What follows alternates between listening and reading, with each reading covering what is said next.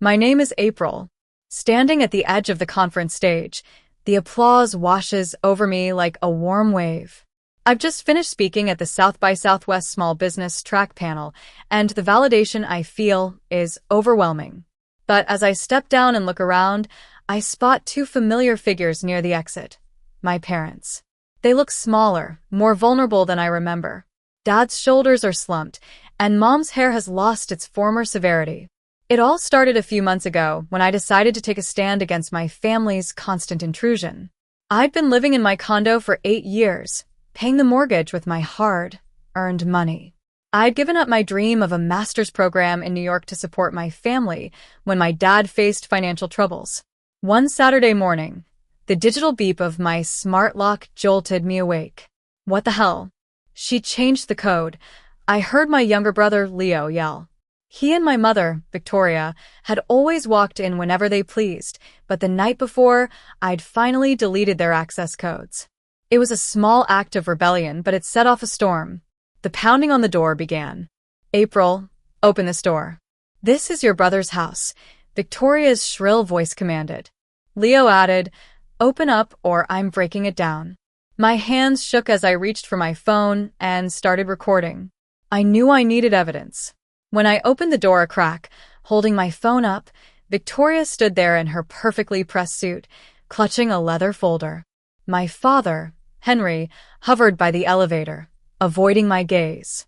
Victoria scoffed and said, stop this nonsense. We're here to get the house ready. Leo needs you to sign these papers. That's when I was transported back to the previous night's dinner, my father's birthday celebration at his favorite Italian restaurant. Victoria raised her glass and said, to Leo, who's finally getting the asset he deserves to start his business. I looked up confused. What asset? I asked. She laughed coldly and said, the condo, silly. You're just crashing here. It's always been for Leo.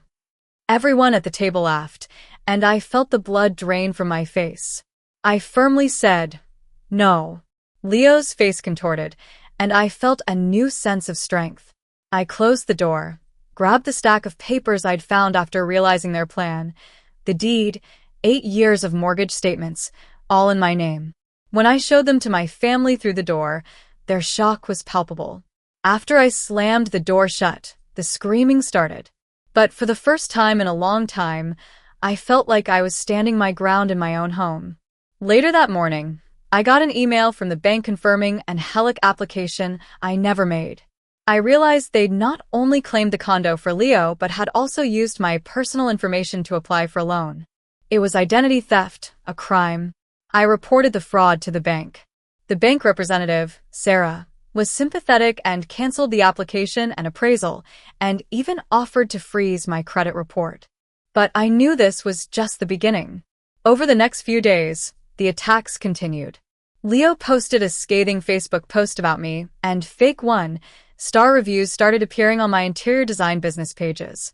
I recognized Victoria's favorite phrases in the reviews. My aunt, Grace, my father's sister, was the only one in the family who stood up for me. She urged me to compile all the evidence, and I did. I printed everything out and put them in 3 black binders.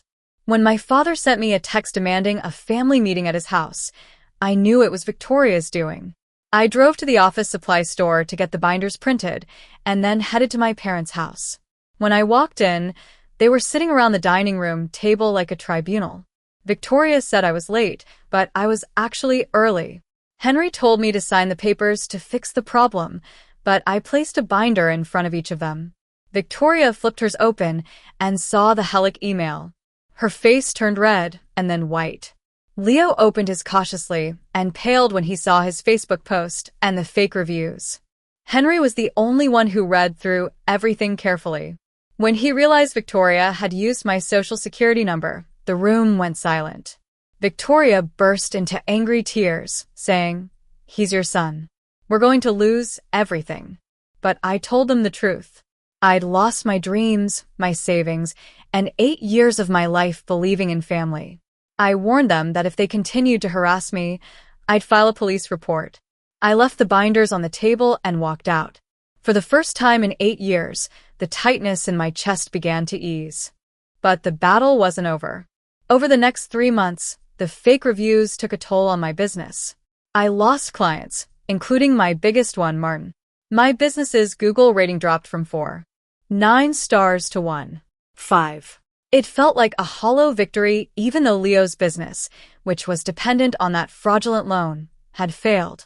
I could have given up, but I refused. I continued working on my submission for the city's Young Entrepreneur Program. And today, here I am, speaking at this conference, a far cry from the silent girl who once sat at that birthday dinner. My parents approach me hesitantly. Dad says, "You did good, kid." Mom asks, "Can we start over?" Something inside me shifts. Maybe there's a chance for a new beginning, but only on my terms. I tell them, maybe, when starting over isn't just about you losing control of me. Then I turn and walk away to join my peers, leaving the past behind.